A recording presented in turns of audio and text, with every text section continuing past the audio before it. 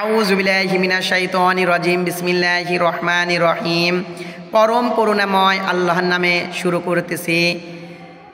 যারা আমার ভিডিওগুলো নিয়মিত দেখেন আপনাদের সবার প্রতি আন্তরিক শুভেচ্ছা ও অভিনন্দন।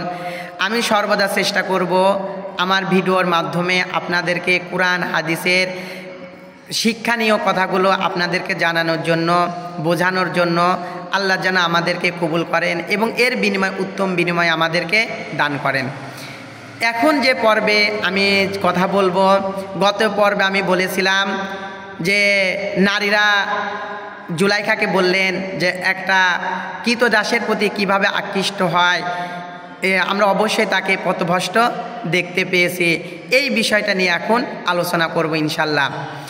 আল্লাহ পাক কোরআনে কারিমের ভিতরে বলেন, যখন নারীরা বললেন যে জুলাইখা তার কৃতদাসের প্রতি আকৃষ্ট হয়েছে আর আমরা জুলাইখাকে কি একটা পথভ্রষ্ট মহিলা হিসাবে দেখতে পাচ্ছি, এই কথাটি জুলাইখা মেনে নিতে পারলেন না।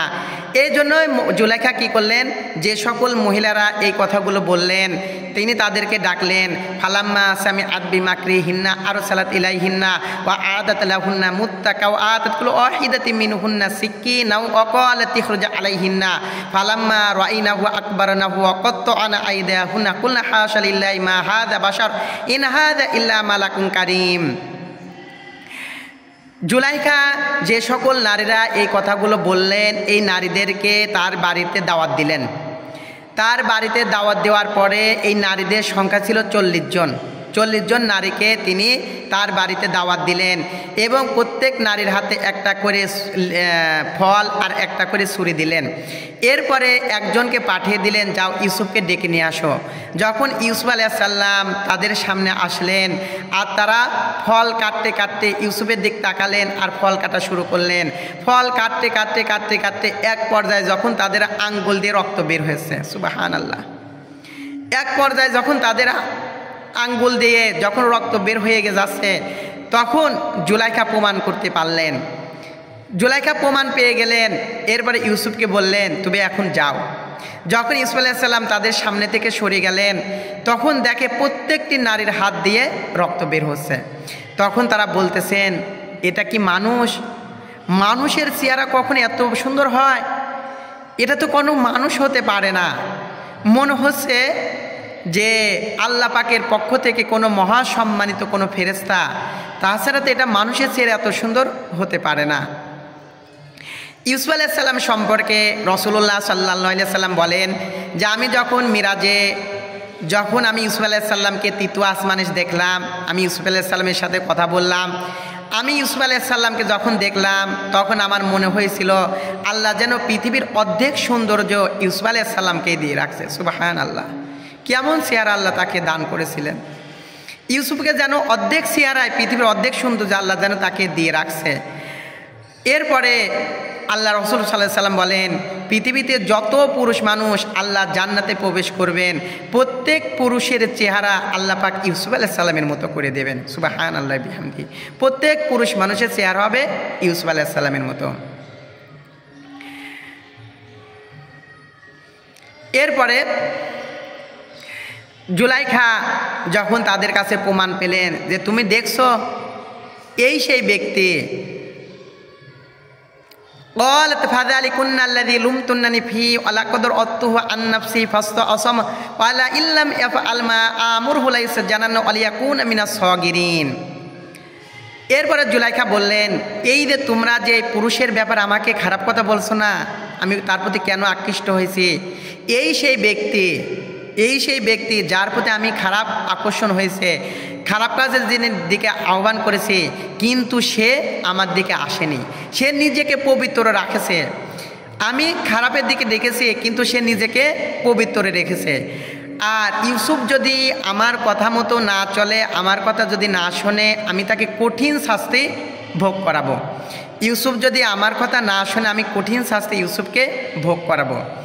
এখানে একটা বিষয় শিক্ষণীয় যে আমাদের উপরে মানুষ ষড়যন্ত্র করতে পারে, যে কোনো বিপদ হতে পারে, খারাপ কাজের দিকে আহ্বান করতে পারে। এই সময় আল্লাহর প্রতি ধৈর্য ধরা, আল্লাহর প্রতি ভরসা করা, ধৈর্য ধারণ করা, আল্লাহর কাছে সাহায্য চাওয়া। যে কোনো বিপদে এইবার ইউসুফ আলাইহিস সালাম দেখেন আল্লাহর কাছে সাহায্য চাচ্ছে, যেহেতু তারা চক্রান্ত শুরু করছে যে এই খারাপ কাজের দিক যদি না আসে তাকে আমি শাস্তি প্রদান করব। তখন তিনি কি করলেন? আল্লাহর কাছে সাহায্য চাইলেন। আর কি বললেন? আল্লাহ পাক বলেন, ক্বালা রাব্বিস সিজনা হাব্বু ইলাইহি মিম্মা ইয়াদউনানি ইলাইহি ইল্লা তাসরিফ আন্নী কাইদাহুন্না আসবু ইলাইহিন্না ওয়া আকুম মিনাল জাহিলিন। এ আমার রব, এ আমার প্রভু, ওই মহিলারা আমাকে যেই কাজে ডাকছে তার চেয়ে জেলখানা আমার চেয়ে অনেক ভালো, আর তুমি যদি ওই নারীদের থেকে আমাকে রক্ষা না করো আমি অবশ্যই জাহেলদের, অজ্ঞদের, মূর্খদের অন্তর্ভুক্ত হয়ে যাব। একটা জিনিস ভাবুন, মহিলার তাকে খারাপ কাজের দিকে ডাকছে অথবা শাস্তি প্রদান করবে, এই সময় তিনি কি করলেন? আল্লাহর প্রতি ভরসা, আল্লাহর প্রতি ভরসা করলেন, আল্লাহর কাছে দোয়া করলেন। এটা আমাদের শিক্ষণীয় যে আমরা কি করব? যে কোনো বিপদ আপদ আসলে আল্লাহর কাছে সাহায্য চাইব। আল্লাহ পাক বলেন সুম্মা বাদালাহুম, এরপরে আল্লাহ পাক বলেন ফাস্তাজাবা লাহু রাব্বুহু ফাসরাফা আনহু কাইদাহুন্না ইন্নাহু আস-সামিউল আলিম। ইউসুফ আলাইহিস সালাম যখন আমাকে ডাকলেন, আমার কাছে দোয়া করলেন, আমি তার দোয়া কবুল করলাম। আল্লাহ পাক সর্বজ্ঞ, সর্বশ্রোতা। আল্লাহর কাছে দোয়া করলে আল্লাহ দোয়া কবুল করেন। বিপদে পড়লে পরে আল্লাহর কাছে দোয়া করতে হবে, আল্লাহ দোয়া কবুল করবেন।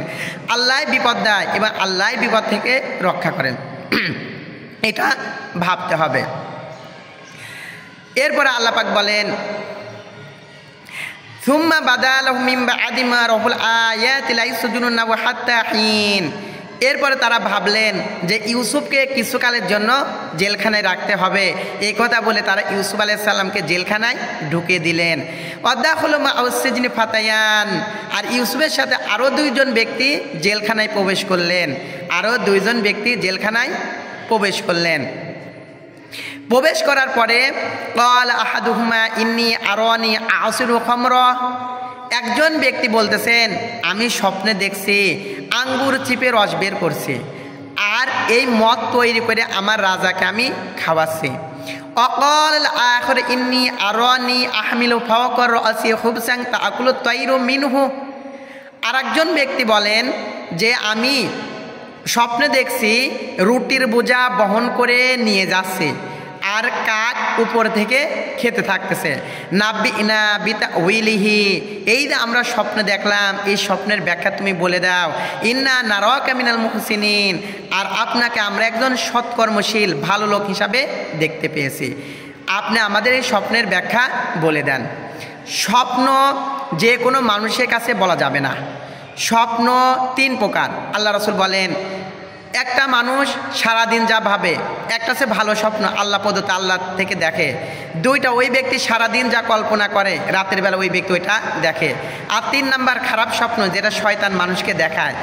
আর স্বপ্নের কথা ভালো মানুষেরা কখন কাউকে বলবা না, কেননা স্বপ্নের কথা ভালো মানুষেরা কারোর কাছে বলতে হয় না।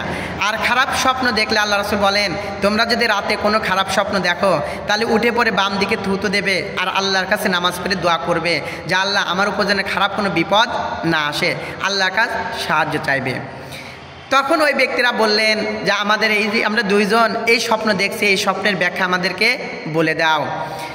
ইউসুফ আলাইহিস সালাম বললেন ক্বালা লা ইয়াতিকুমা তুআমুন তুরসাকুনি ইল্লা নাব্বাতুকা মিন ক্বাবলি আইয়াতিয়াকুমা, তোমাদের খাবার আসার পূর্বেই আমি তোমাদের এই স্বপ্নের ব্যাখ্যা বলে দেব। তোমাদের যে জেলখানায় খাবার আসে না, এই খাবার আসার আগে আমি তোমাদের স্বপ্নের ব্যাখ্যা বলে দেব। যালিকুমা মিম্মা আল্লামানি রব্বি, আর আমি তোমাদের যা বলবো সব আমার রবের শিক্ষা দেওয়া। তার মানে আমার আল্লাহ আমাকে যা শিখাইছেন আমি তোমাদেরকে সেটাই শেখাবো। আর আমি অনেক আগেই বলছি যে আল্লাহ পাক ইউসুফ আলাইহিস সালামকে স্বপ্নের ব্যাখ্যা শিখাইছিলেন।